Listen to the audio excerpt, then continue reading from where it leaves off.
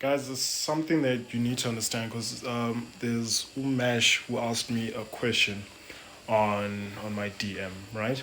And he asked me, Frank, listen, I'm studying DevOps, self study, right?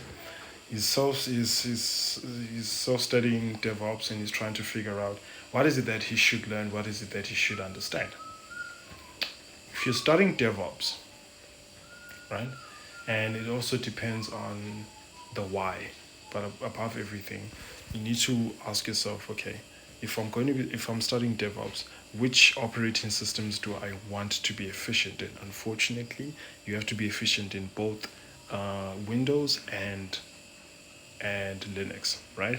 Why? Because most of the time you're dealing with servers here. You're not really dealing with, you know, local machines. And so, if you want to study DevOps, you need to be acquainted with servers. You need to be acquainted with how code moves from a local PC to a server and how to get that done. And then you begin to learn in terms of how to actually what tools are being used in DevOps. So essentially, DevOps is pretty much the transportation, quality assurance, and the deployment of all code that lives within a company, like a high level aspect of it. DevOps is huge, and it's not a junior friendly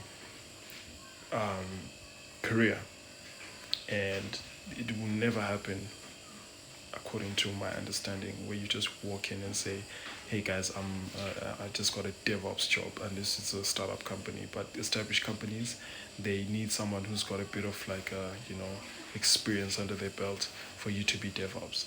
What I would what I would advise one who wants to go into DevOps is you need to choose. It's most likely just become a developer first, right?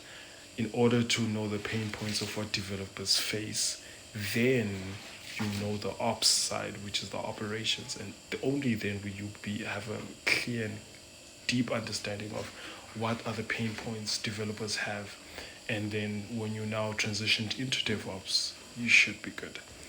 Understand, guys, DevOps is not just a position where they just companies just take you, because you're dealing with deployments here, deployments into production, and that companies take that very seriously because you can break.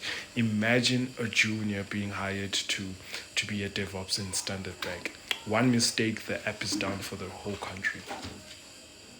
You get what I mean? Hence why it's not a junior level job. But if you want to learn DevOps, start there.